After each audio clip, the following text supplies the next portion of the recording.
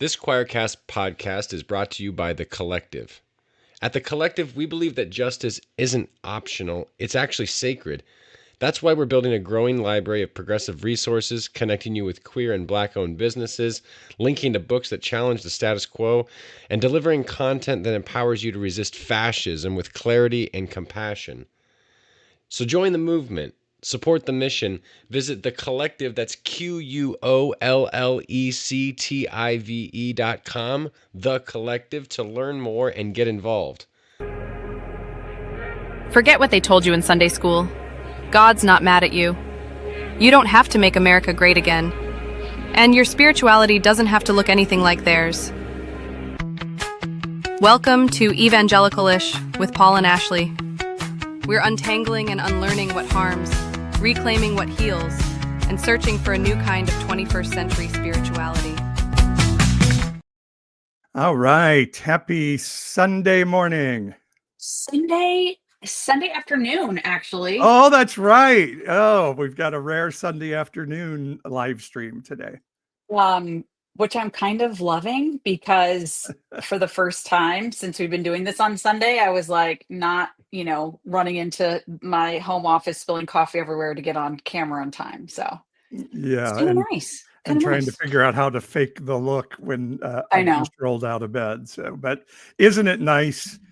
Think of how many years we had to get up at 7 o'clock on Sunday morning. Sometimes I was at church at earlier. 7 o'clock on Sunday morning. Totally. So it's so nice to be able to we're going to sleep in. And today we're we don't have a show until noon. We can really sleep in. So I know, it's crazy, which is a good thing because you and I were both up until I want to say 3:30 or 4 o'clock this morning. Could not sleep. It was insane. And maybe that was because of our guest. We're just excited about our guest today.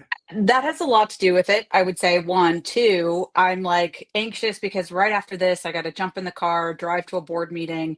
And I'm hoping none of my colleagues on this nonprofit board I serve on are listening, which is highly unlikely that they would be listening. Anyway, I haven't read my board packet yet. So I'm oh no, I have so much homework to do. But yeah, and I gotta tell you, I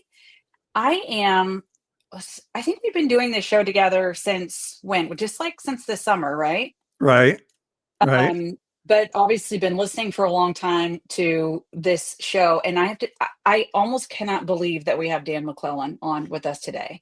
Because in this world, since we've been walking down this windy path of what the heck is happening to God, Jesus, our country, politics, deconstructing, all the things, Dan's voice has been a singular fixture for me in terms of remaining calm and somebody smart is saying good stuff. So anyway, that's an informal intro of our amazing guest this morning. Yeah. Hello, Dan. Hey.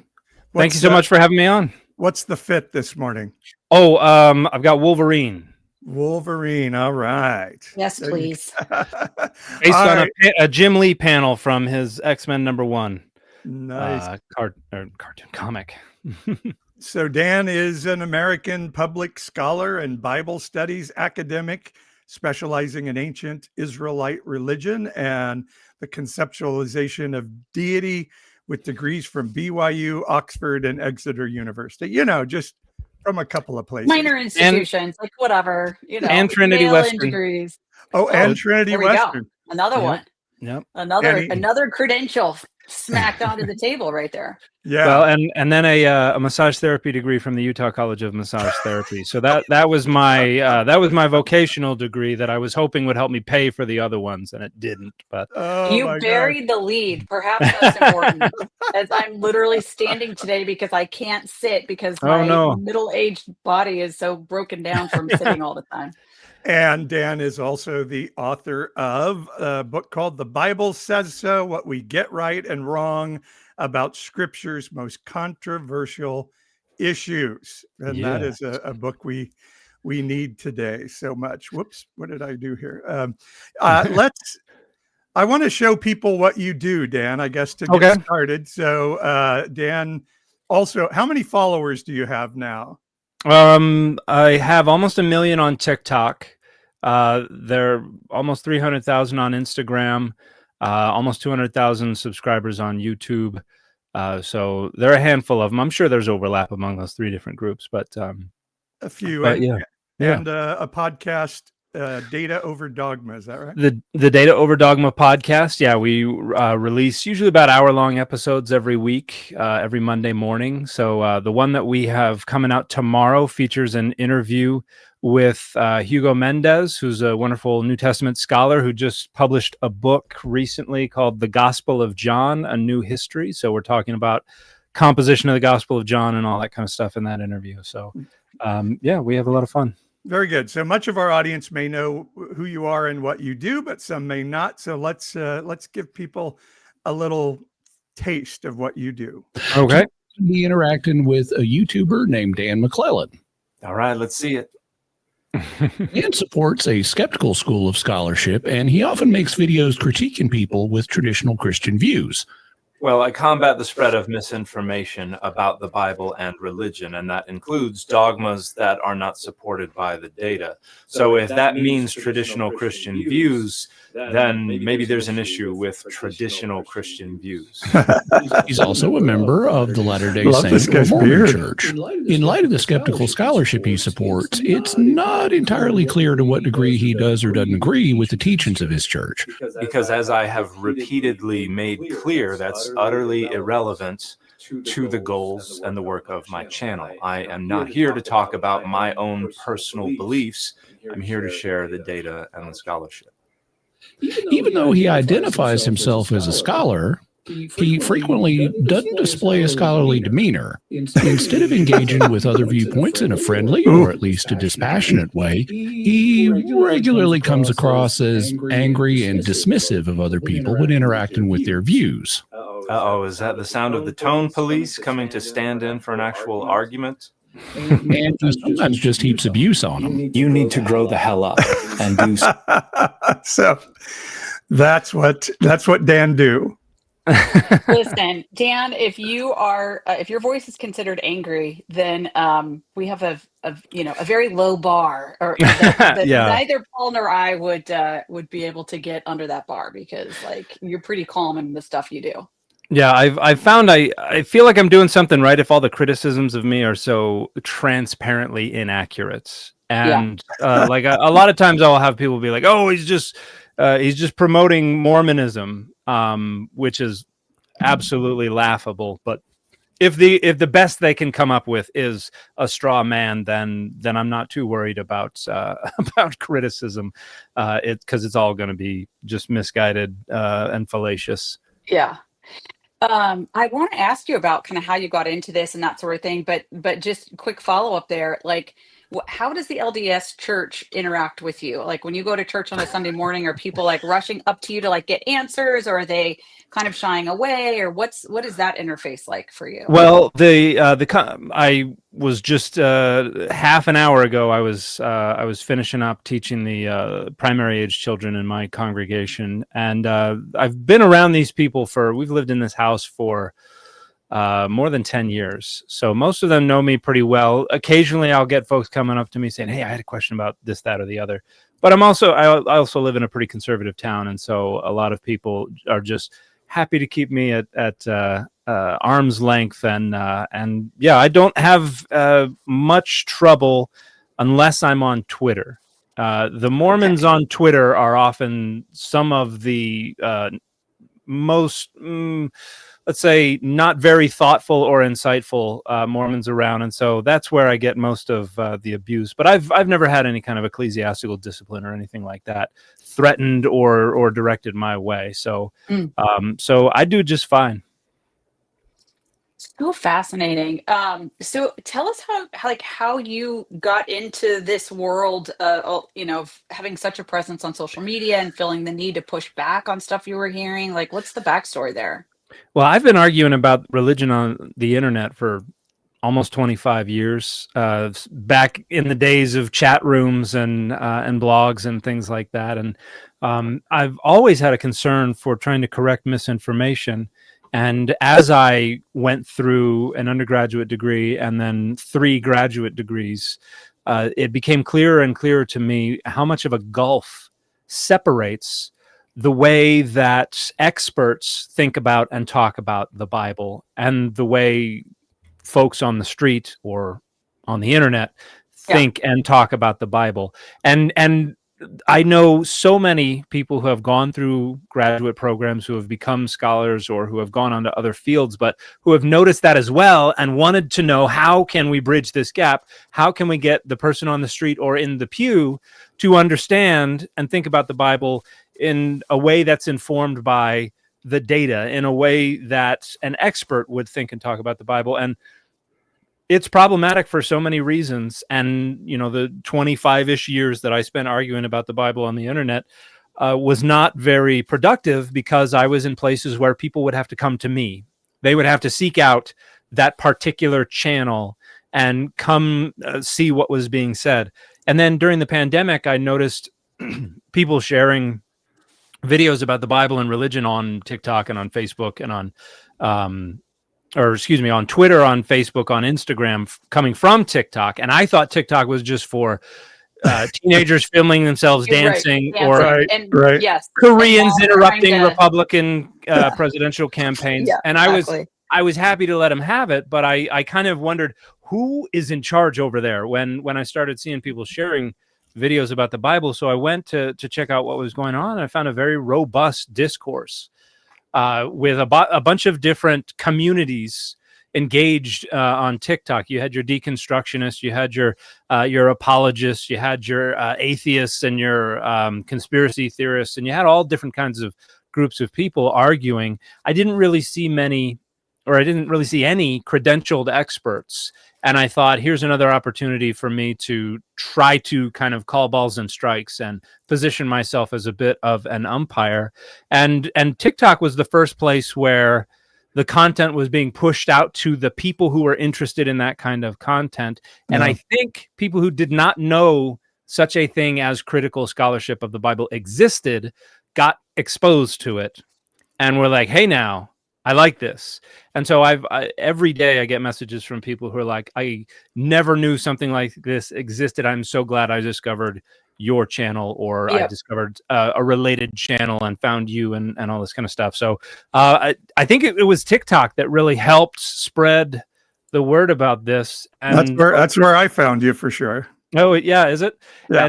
And that kind of made it so people who didn't even know they were looking for this could kind of fill that gap, and what I think a lot of people have been looking for, because a lot of people are awfully concerned for the data on this kind of stuff, but all they see online is dogmatists on one side or the other, or folks who are doing their best to try to represent the data, but don't have as high a degree of expertise as a credentialed expert.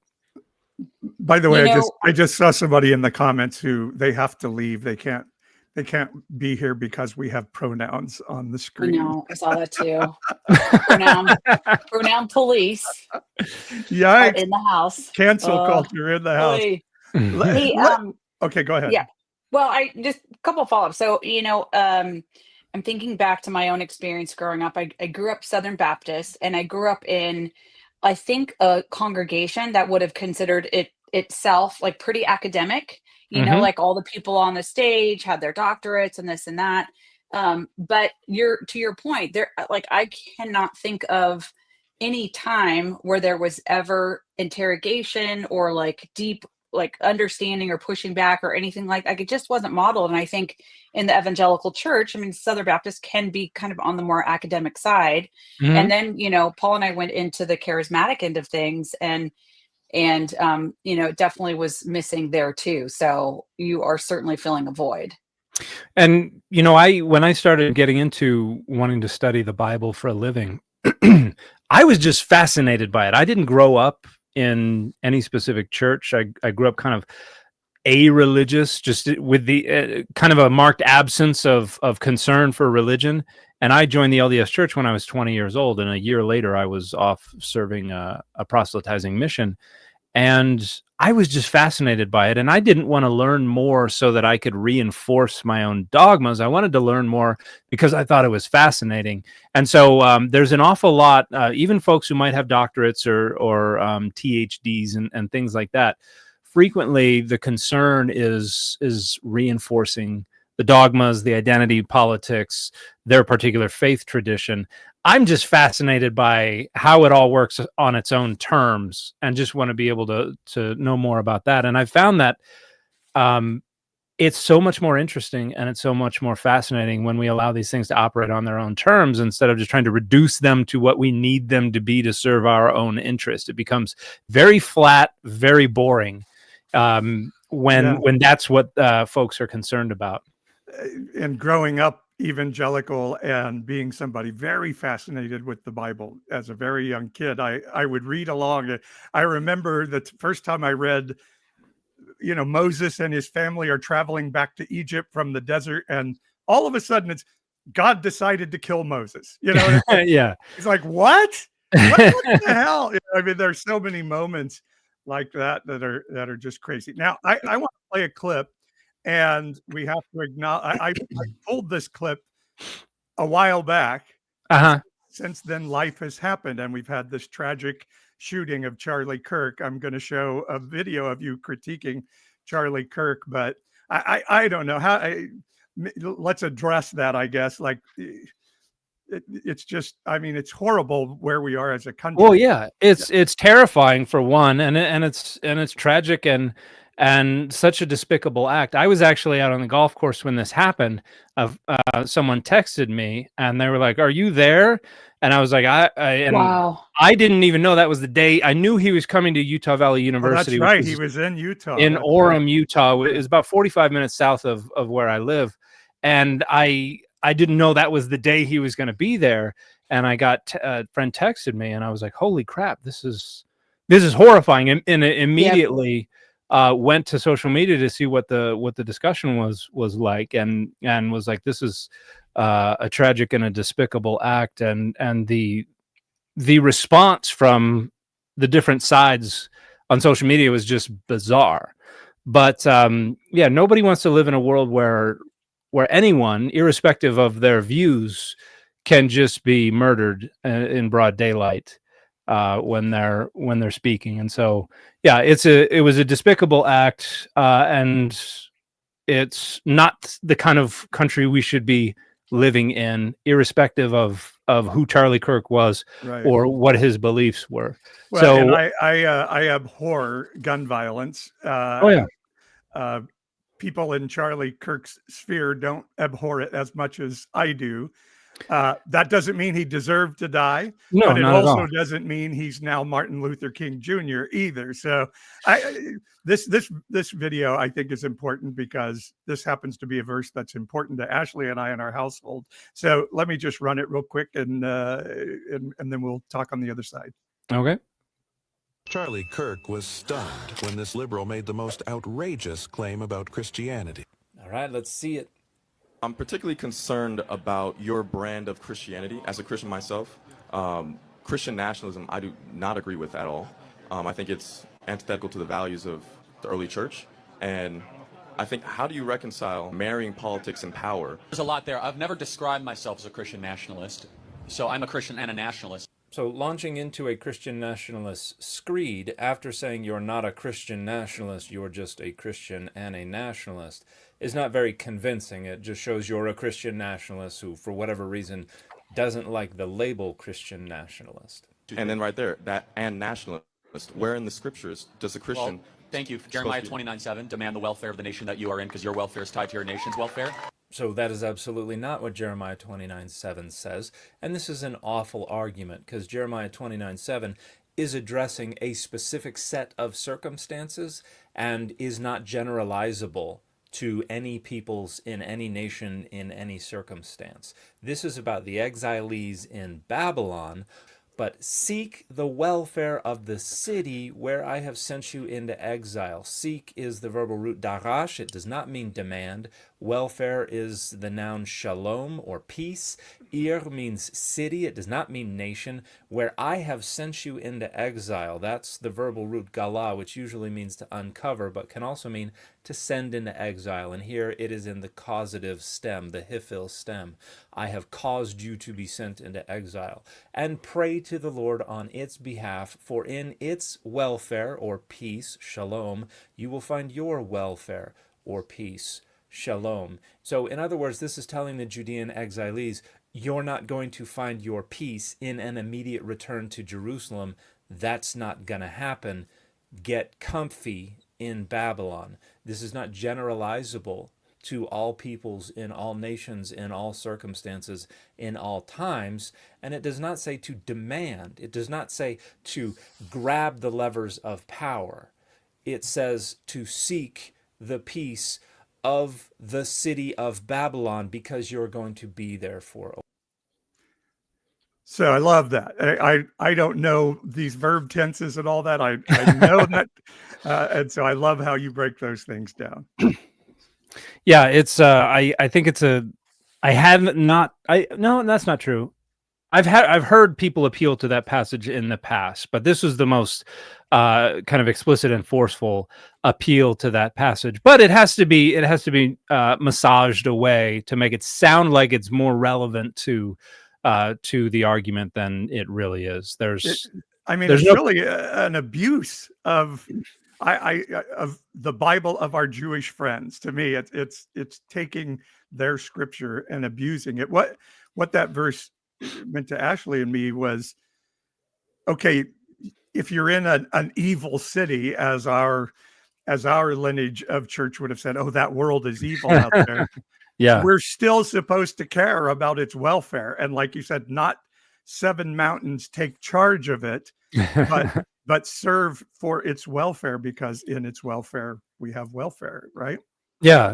And this is part of a letter that Jeremiah is sending to the exilees, because they're saying, all right, let's pray to God that we go right on back. We're not even going to unpack. The boxes are going to stay taped up.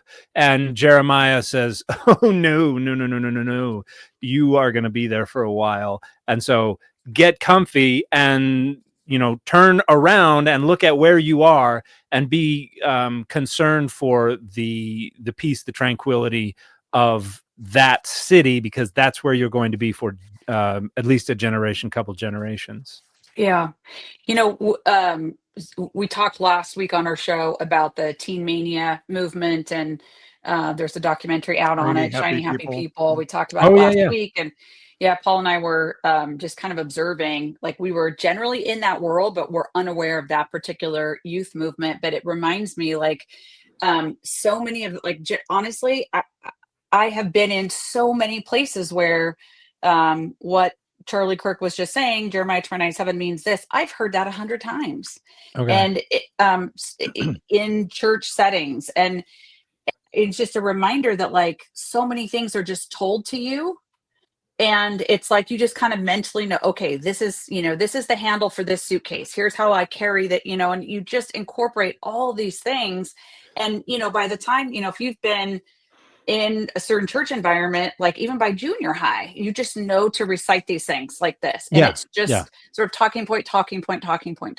So what you're doing is such a different approach, and like a counter to that. I'm curious, like, especially today, we have got a lot of folks chiming in live. We have slightly more viewers than we normally do on Ish. I'm sure it's because Paul and I are on at noon, not because Dan McClellan is with us. But of course. I just wonder, like, do you feel like what you're doing is making a difference? Do you feel like you're getting, like, oars in the water and starting to, like, find rhythm to, like, for people to go in a different direction? I think there's a degree to which I'm making a difference, because I get messages every day from folks who tell me I'm making a difference in their life. Is it turning the ship? No. And I don't think it's going to. That would be, I think, unrealistic. And there are a lot of different reasons for that. But who knows if it helps contribute to a broader movement that begins to have influence. Somebody like Charlie Kirk is a single individual who has exercised significant influence on the national discourse, and this tragic event is obviously going to pivot that discourse in one direction or another, hopefully in the direction of people reaching out and trying to understand each other a little better, rather than digging their heels in to their identity politics. Unfortunately, I think the latter is more likely than the former. But yeah, we have to continue to speak up and to speak out about this issue. And historically, when we look at the United States, it has not always been like this. For the longest time, the loudest voices within evangelicalism, within mainstream Christianity, in the United States, have said, we do not seek out political power. That's wrong. To try to take over the levers of power is anathema to the gospel. Up until the 60s and 70s, that was the prevailing view. And then I think folks like Jerry Falwell and Paul Weyrich and others in the 70s worked hard to try to gin up a kind of, they talked about the silent majority, a Christian right. They wanted more political power to serve their interests, particularly related to, their universities and their ability to keep black students out of their universities. And racism. White supremacy is one of the tent poles of American evangelicalism in a lot of ways. There are certainly exceptions to that, and within broader Protestant and Catholic Christianity, of course, there are exceptions to that. But white supremacy is a big part of that. And, they used abortion as one of the wedge issues that they needed to get everybody upset about so that they could turn that into a central identity marker. And the speaker who was talking with Kirk in that video, I think he made a great point about how it's antithetical to the position of the early church. And when you look at the Bible, you look in the Hebrew Bible and the New Testament, there are very different perspectives about political power. And it largely has to do with who's writing and for whom are they writing. Because you have, like Jeremiah is someone who exercised a significant amount of political power. And the crisis to which Jeremiah was responding was one that involved the nation and was very political in nature. And you have Ezra and Nehemiah that are very political in nature. And so these are elite people of privilege who have political influence, national influence, trying to steer the ship regarding ethnic identity and national identity. The New Testament is largely written by people who did not have any political power and are pushing back against imperialism and pushing back against concerns for grabbing the levers of political power, which is something that Revelation is about, which is something that the Gospels are about in spades. The Gospels are all about not worrying about political power. And so the movement to shift evangelicalism from we're not concerned about political power to we are only concerned about political power requires you basically skip over the New Testament and go to passages in the Hebrew Bible, which are primarily about protecting Jewish, Judahite, Israelite identity and their ethnic integrity. That's primarily what it's about, but they then tergiversate, they twist that into being about national identity, saying, see, we have permission to engage in this Christian nationalism.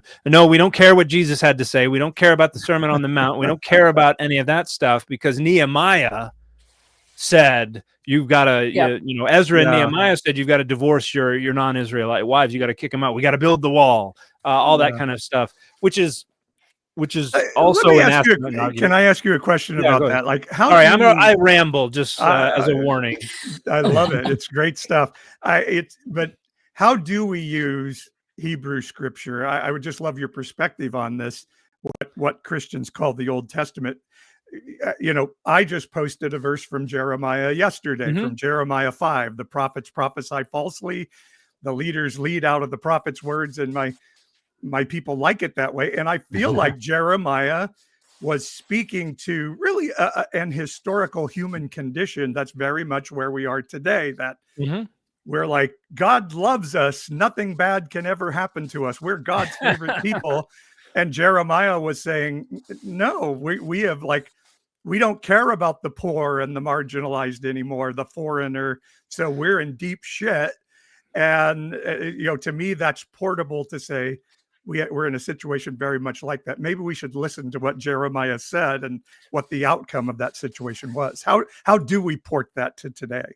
Well, I think the important thing that you said was that we're in a situation very, very similar. I think the first thing that we need to do, and the thing that I try to do in my own work, is situate what they were saying in their own circumstances, understand them on their own terms, get their context of what they're talking about. Yeah, get their context and figure out who they were speaking to, why, what they were trying to accomplish, and then if you want to try to make it relevant to today, I think we need to have points of contact.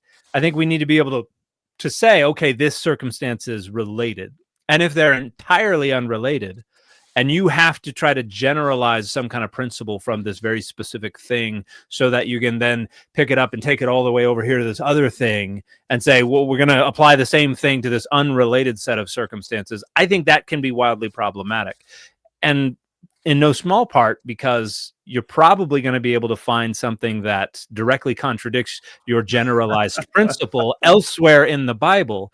And this is what I mean when I talk about negotiating with the text.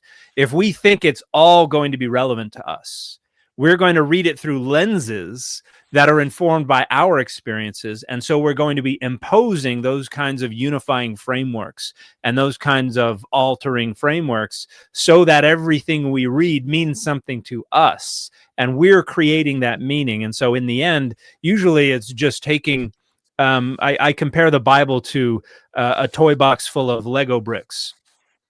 And there are no instructions. There's no picture on the box. There's none of that. A bunch of different random sets and a bunch of stray pieces. We can dump it out and we can try to figure out how to construct whatever the different engineers wanted their individual sets to be, or we can try to make what we want to make. And I think with the Bible, frequently we're just trying to find ways to turn it into what we want it to be.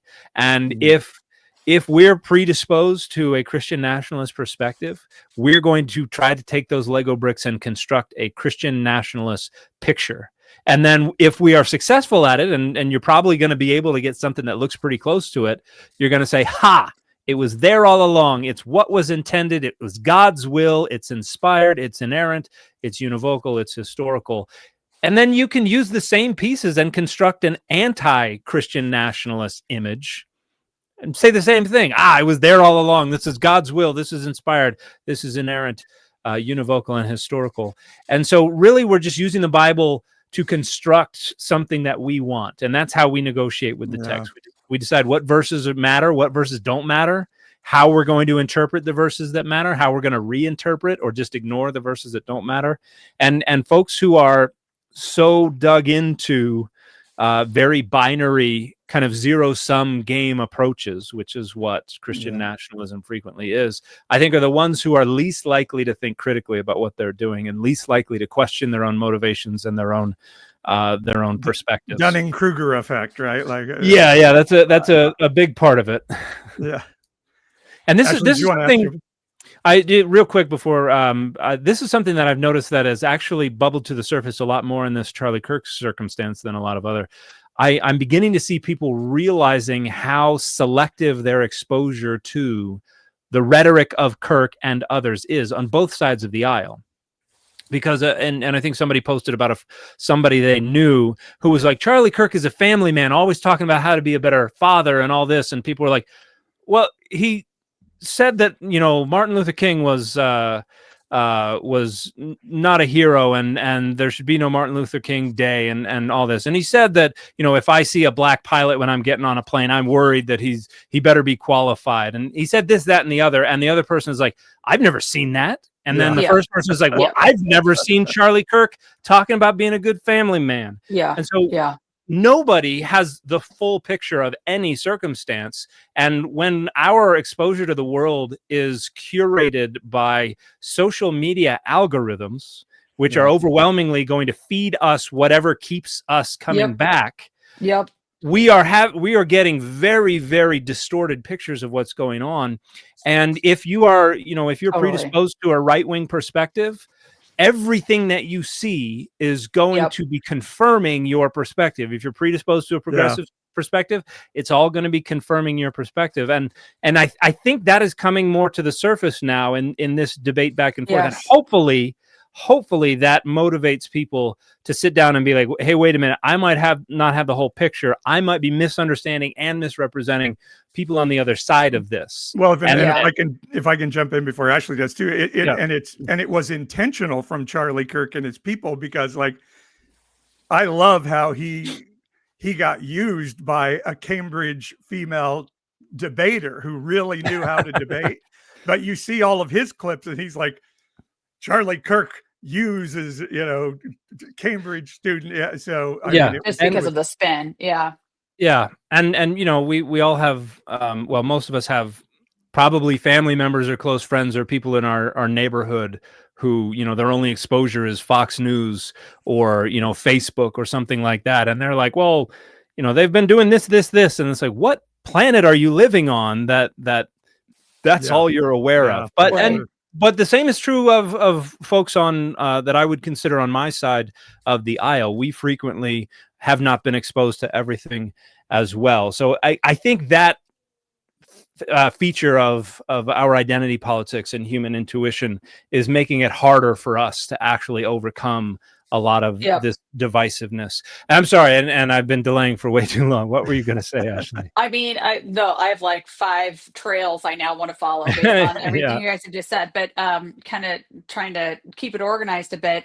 I have to say, is like this week has gone by. I mean, my God, wins like intense week for everybody, for me, everybody. It has just been really super heavy. And for the last 72 hours, I've been listening for where are the voices that will help lift us up, and where are the voices that will, like kind of stop this merry-go-round. And Governor Cox has been the voice for me. Like he's real. And by the way, Secretary Buttigieg was on Meet the Press this morning. So was Governor Cox. And they both are very clearly saying like social media is the problem. The algorithm is the problem. And anyway, I've just like, as a person who was, formerly in local government and local lawmaking, never having had jurisdiction over social media, et cetera, like this is a huge issue that, I mean, if anything good comes from this, to me, it is maybe there's an opening for legislating, for regulating social media in the same way that broadcast media is, all of those things. So just putting it out there that like my algorithm, because frankly, I think this stuff is so nasty. I have limited exposure to social media. My algorithm is cute babies, cheerleaders, dancers, and Saturday Night Live clips, and I'm good. But I, and just so aware of the bubbles that we're all in, and like, anyway, so that was a little bit of kind of reacting to some of the stuff you were saying. I would love to ask you a few more personal questions. If you're comfortable with that, you can steer away from. But as I hear you talking about how people are interacting with scripture, and these are sort of the problems that are happening as a result, I'm curious for you, like, how do you interact with scripture? Where do you draw your spiritual inspiration, and how do you weave all these things together in your own faith practice? And if you're not comfortable talking about it, no problem. Well, that's one of the boundaries I have for my social media content and my public engagement, is that I don't talk about reconciling all of this. I don't talk about my personal faith journey, except in very broad kind of third person terms. But I have a lot of friends who are scholars like me and do their best to try to compartmentalize what's going on. But there is a lot of them have their devotional setting where they will sit down and engage scripture devotionally, and it is overwhelmingly informed by their expertise, their scholarship, and things like that. But I think what I would say is, I think there's absolutely space for that. I don't want anybody to think that my point is you can anybody approaching these texts for confessional or devotional purposes is wrong. I'm not saying that at all. What I'm saying is in the public discourse, I think we need to be more transparent about when we're doing it that way.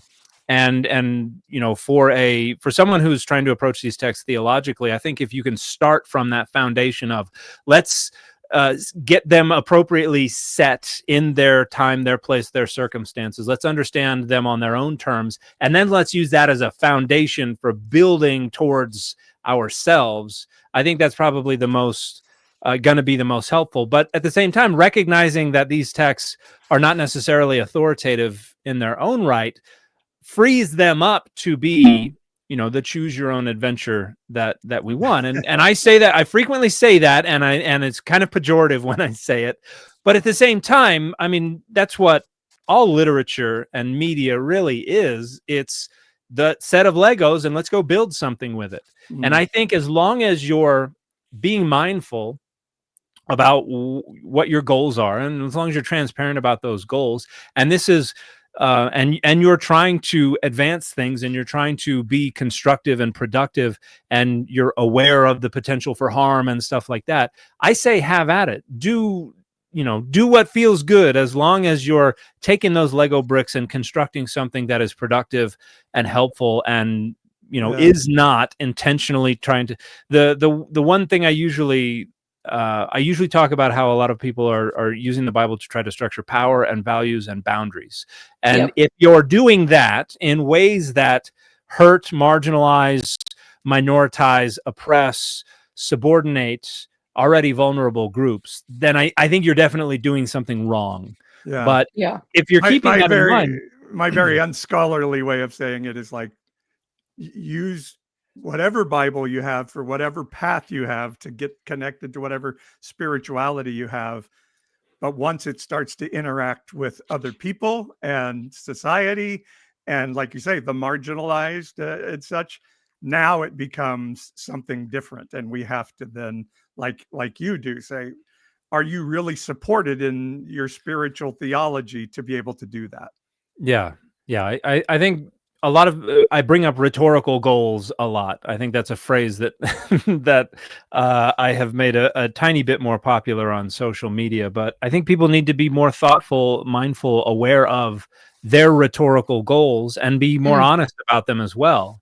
Because if your rhetorical goal is just to arrogate power to yourself or to your group, no matter the cost, that's a big problem. But if your rhetorical goal is to become a better person, to overcome your identity politics, to help you understand other people better, to help you improve living situation or circumstances for other people, then go nuts. But I think people need to more seriously, more sincerely, more critically interrogate their own rhetorical goals and figure out why they're doing what they're doing. And an awful lot of people are not doing that. They're just kind of forging ahead, doing what they are intuitively compelled to do. And our intuitions are overwhelmingly concerned with protecting and advancing our own interests and the interests of the social identities that are important to us. If I could ask, Dan, when I was in Salt Lake with the 1946 crew, you told a story about your daughter and how she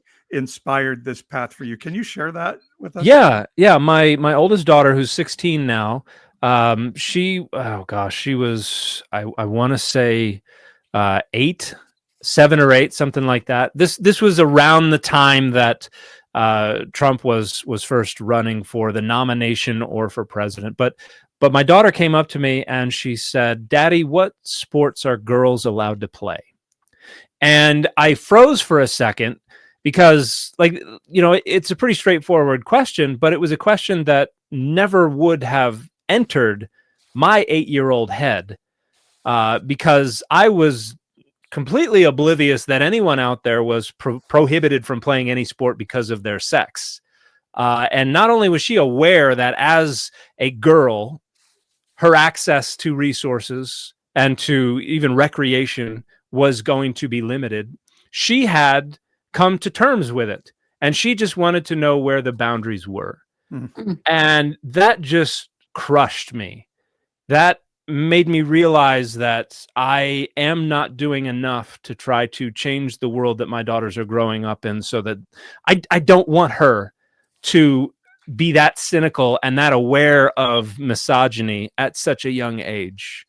That was the point. I can still recall sitting in the pew. I can still remember where in the pew I was sitting in the congregation that I just came back from now an hour and a half ago, or hour 50 minutes ago, and said, I can't sit on the sidelines anymore. I have to get involved. And I started looking up ways that I can get involved in local, in county, in state things, whether political or just social things. I needed to get more involved, and that's when I decided I would register with a party. I had never registered. I'd always been independent as a voter prior to this, and I was like, well, I need to attach myself to an institution that is going to have the power and resources to help make this effective.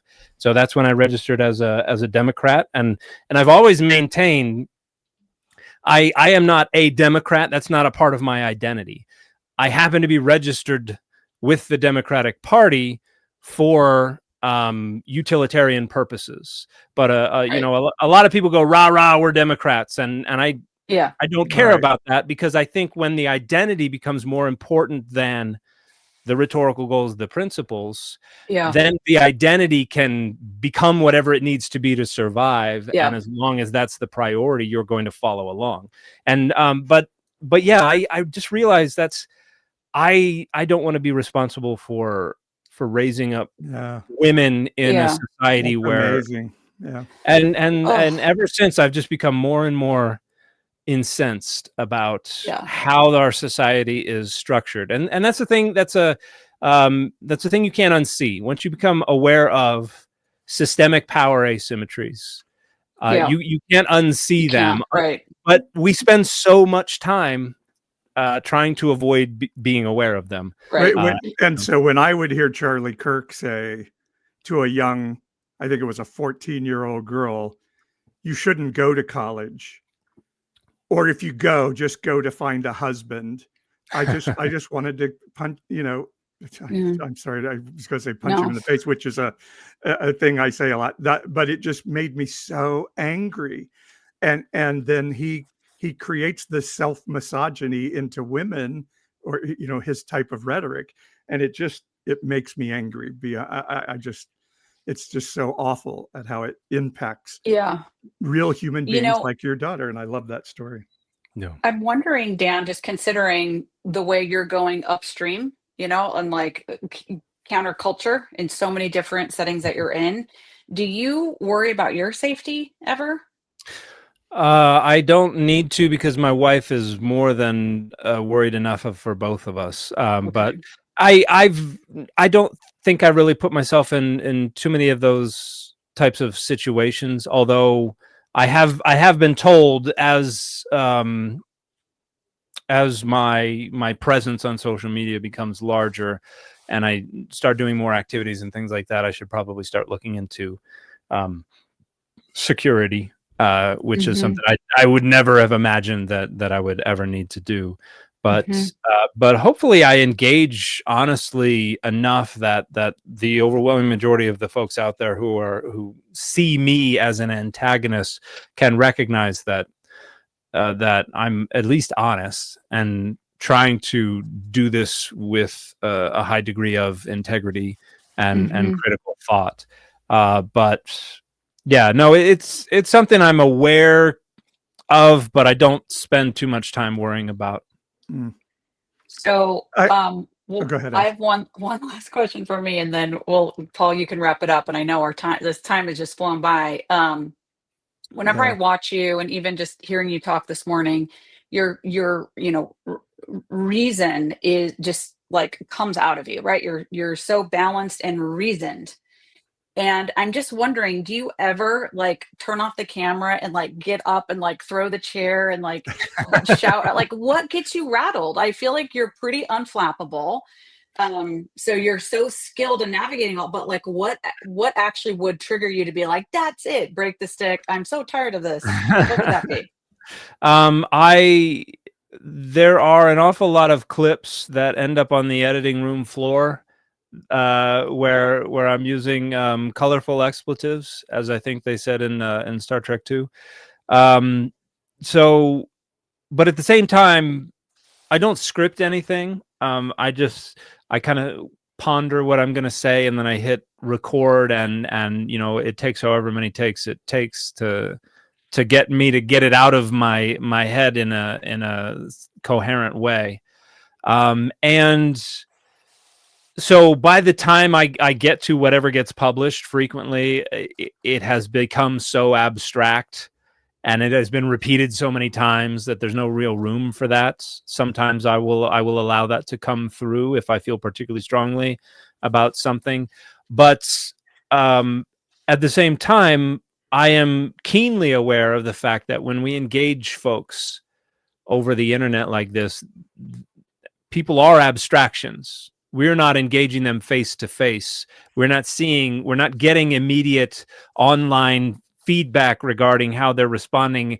We're not sensing how they're feeling based on nonverbal cues and things like that we would normally be exposed to when we're engaging someone in public. So I know that there's a very easy risk of dehumanizing the person we're engaging with and getting angry that way. And so I also try to make sure that I stay as far away from that as I can. I don't want because I think it would be easy for my work to bleed into that kind of vituperativeness and dehumanization. And that's something that I see that in so much of social media and so much of just traditional media.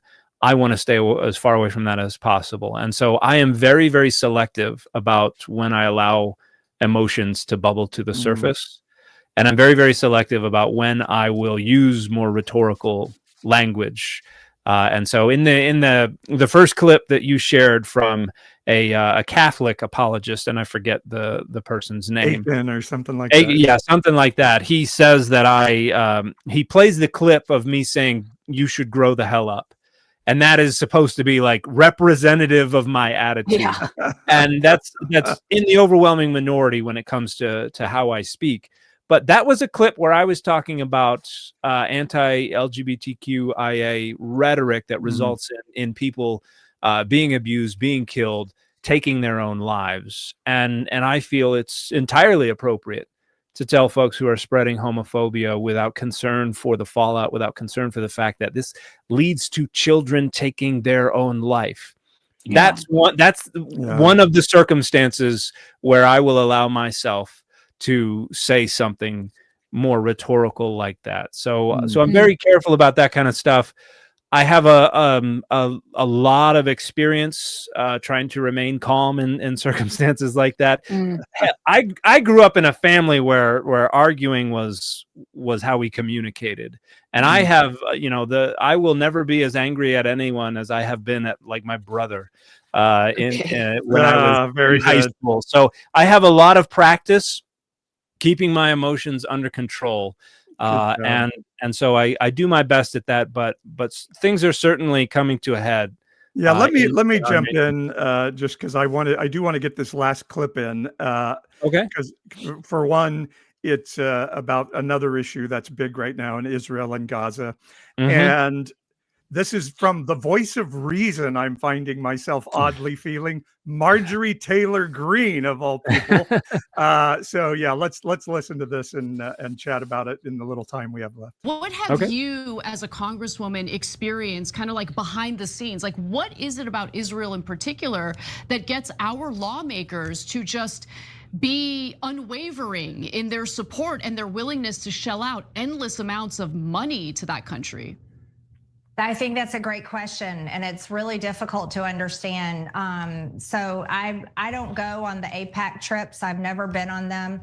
I don't receive their funding. There is no country all over the world that gets the attention, the funding, the dedication, the amount of votes, legislation, resolutions other than Israel. People of all backgrounds, races, no matter what their identity is, they should be protected.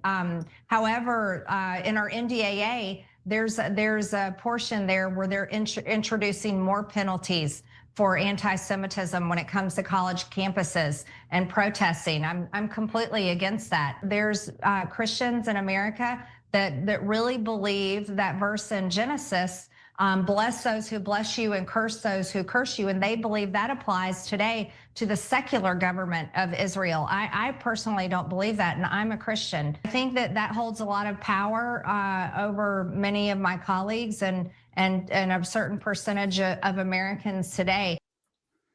So, yeah.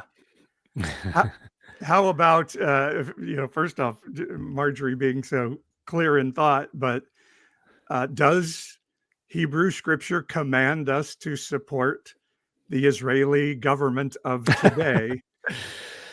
Yeah. No, definitely not. That's Genesis 12, I think verse 3. And there was another one of Ted Cruz I think he was talking with Tucker Carlson about this. Yes, and said that, the scriptures command this, and Tucker Carlson was like, you think that means we need to support Netanyahu and the nation of Israel? And he was like, yeah. And it's just talking about Abraham's offspring. It never once says Israel, much less the nation of Israel. Now, overwhelmingly, people agree that is primarily who is in view, the 12 tribes of Israel in this passage in Genesis. But it's talking about the people of Israel, not a specific government.